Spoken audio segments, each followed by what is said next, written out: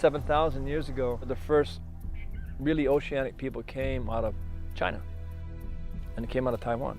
1,000 years after that, spreading through the Pacific Islands in Melanesia, even in Indonesia.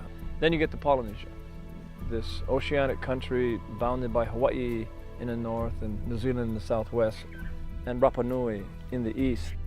10 million square miles, 600 times more water than is land, biggest country on earth, bigger than Russia.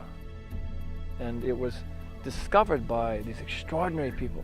And I say extraordinary because you could argue that they were really the astronauts of our ancestors. They were the greatest explorers on the face of the earth.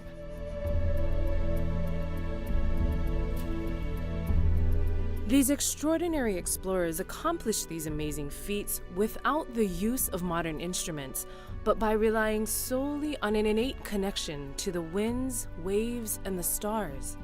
With the passing of time and the arrival of modern ships and tools, however, the traditional knowledge and practice of celestial navigation and voyaging was nearly lost in Hawaii.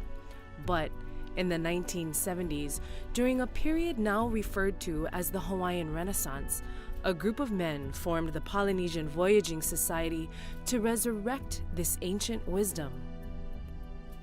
And then there was a visionary, a painter, an historian, an artist that lights the match of an idea and says, I'm going to build a voyaging canoe. I'm going to sail it back to Ka'ikinui, to a place of my ancestral homeland, 2,400 miles away, the longest ancestral ocean passage ever.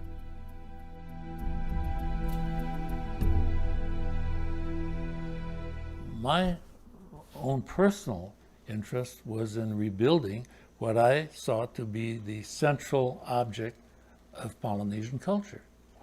Why central? Because were it not for that object, there would be no Polynesians today, right? So how central can you get? I zeroed in on those features of canoe design, which by their wide distribution throughout Polynesia must have been the most ancient. One night I had been out looking at stars and I had a dream, so I was looking at Arcturus and it suddenly got brighter and I woke up and saw Arcturus, Hokulea. So I wrote down Hokulea. 1975, we launched. I took it around the islands on its maiden voyage. It was a feeling of triumph in getting it into the water. And she looked so beautiful on the water. It was just as most of us had envisioned. People just came and sat all around and just looked at the canoe. They didn't ask to come aboard. They didn't make a great noise. They just came and sat and looked at the canoe all day long, well into the night. They were communicating with the canoe. The canoe was saying something to them. There was this one guy. He kept looking down at me. He put his hand out and said, I think you belong on this boat. Come. And I did. I reached up, I grabbed his hand, he pulled me on the canoe, and I've been on ever since. A great deal was being said that those guys aren't going to get that canoe built. We got it built. And they said, that canoe won't sail. Well, we sailed it.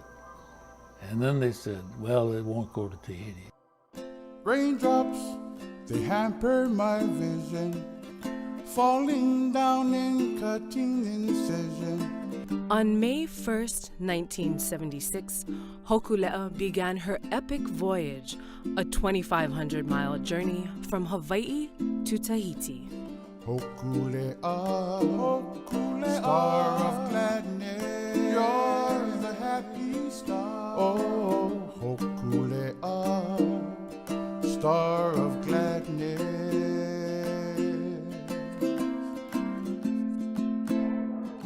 After 31 days at sea, Hokulea made landfall in a glorious arrival witnessed by more than 17,000 Tahitians. It was as if Hokulea had breathed life into all of the Polynesian myths and legends about ancient seafaring.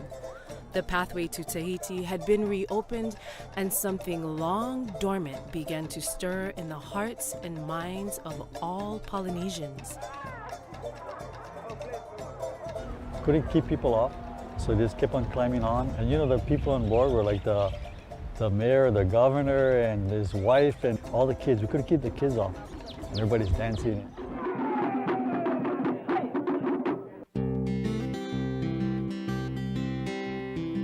Back home in Hawaii, there was no doubt that Hokulea had embarked on a voyage of rediscovery in more ways than one.